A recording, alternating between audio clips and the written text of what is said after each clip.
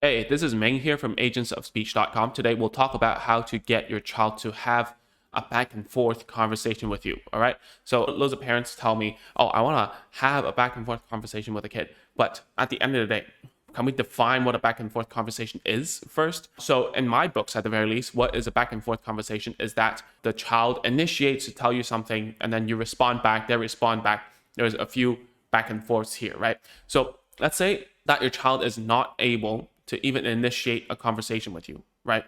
To comment on something, to ask for something, to play a game with you is very difficult.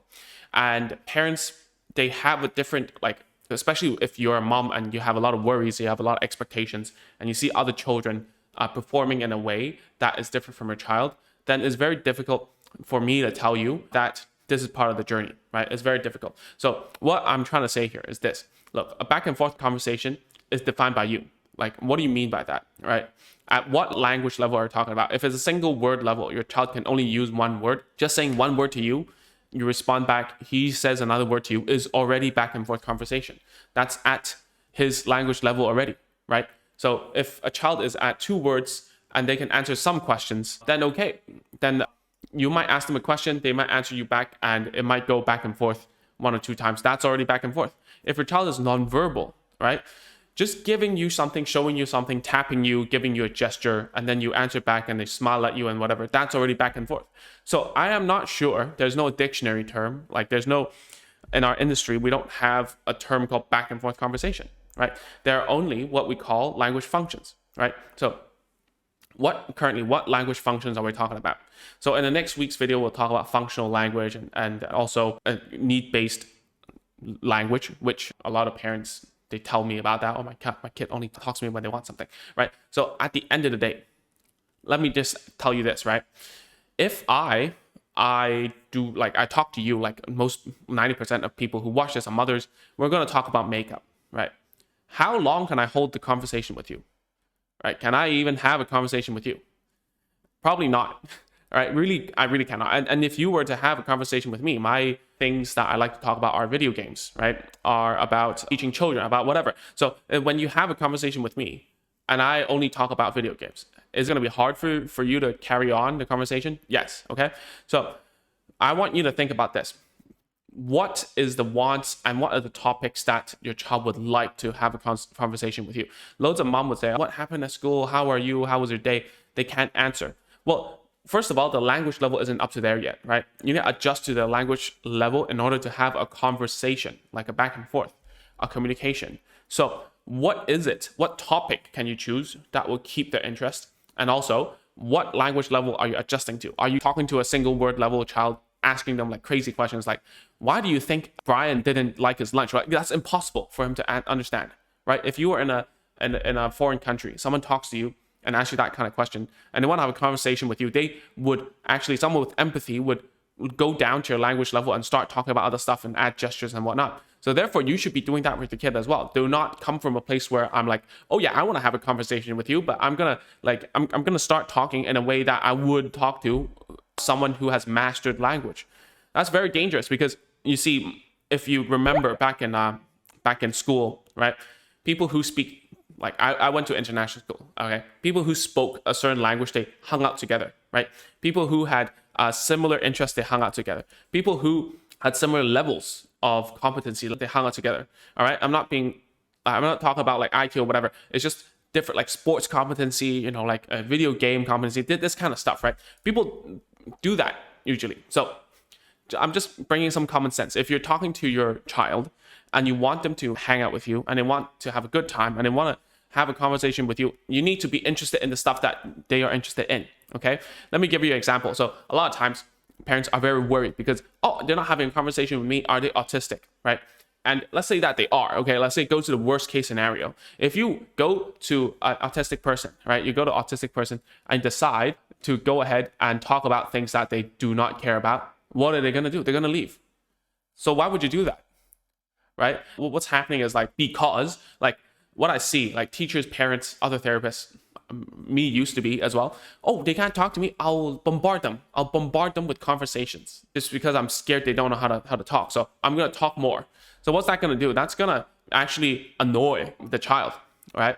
So let's give you a case study. I don't know like what you're doing. I'm not telling you what you should do, what you should not do. I'm telling you what worked before. Okay. So back then, a child who was a girl, I think it was 12. She was on the spectrum. She would tell the mom to go away whenever the mom tried to talk to her. She would say, go upstairs, mama. And so when I started coaching the mom, right, I was saying how, look, you're coming from a place where you want to talk to her, but she doesn't want to talk to you, because every time you talk to her, it feels like you're quizzing her, you're asking questions that she doesn't know, you're saying things that she doesn't care about. And, like even if she wasn't on the spectrum, right, she wouldn't like hanging out with you. It was just because she respected you. But because she was on the spectrum, she doesn't understand the reason why she has to entertain you at all, right? Even if you're the mother.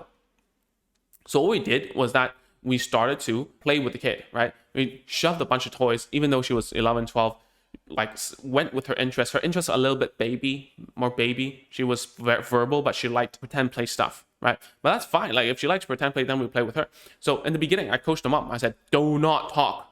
When she's playing, I just want you to sit there and just look at her without asking questions, without giving comments, and just be there, right? And slowly move closer, right? And then when you're very close with her, start touching some toys. See if she allows. If she allows you to touch the toys, then yeah, okay, then do something else. Like start talking a little bit, right? See what she says. Okay, so slowly build it up, right? So it's all these things are the same in human interaction. Let me give you an example. I mean, most of you watching are women. So I would say if a guy came up to you and kept on talking about last night's football game to get your interest, how would you feel? Now you might say, I'm the mother. How can you compare like a stranger trying to flirt with me? Well, the differences are not that big. You see what I'm saying, right? If a speech delayed child, they're in a position where you're trying to grab their attention, trying to get them to a level where you want them to be. It's the same as a man who wants to get you to where they want you to be as well. You know what I'm saying? Like in a social dynamic, they're trying to put you there, whereas you don't want to go. It's the same as your child doesn't want to talk to you and play with you or whatever, because you know that they have to do like this, that, and whatever. They can feel that you're trying to get them to answer questions, get them to like do work, get them to talk, which is the most hardest thing that is in existence to them, because it comes so naturally for us, but it's very hard for them. So where like speech delayed people or children, they would feel that you're trying to impose your values on them, right? So let's go back to that story where the mother slowly became a playmate to the daughter. And when the daughter was finally opening up, she started to share her toys. And then we started to teach the mom to provide more value to things that she cared about, right? Teach her new ways to play, right? Hold the camera for her so that she could be a semi-YouTuber and show like toys to the camera. And slowly, their relationship got so good that they were able to like start having conversations about it, right? Play games together, write scripts together, right? That's how you start it. Like if you want to have a back and forth conversation, it's up to your relationship with the kid, not the kid's language level, right? I have had a kid who would hit the mom, right? But with me, he would like smile, laugh, and pull my shirt. He's nonverbal, but he would show me the stuff that he likes, right? And he would teach me how to play. But when the mom went over, he just slapped her. And you might say, oh, that job's not for me, not for the mom. No. Well, if you really care about your child's relationship with you, you got to do this first. You got to understand where they're coming from and be a good person to hang out with, all right? So that's it for today. Hopefully I didn't offend anyone. But if you haven't, please go to agentsofspeech.com/checklist to grab a list of tools and toys that we recommend you get when you start home therapy, okay? So that's it for this week. I'll see you next week. Bye-bye.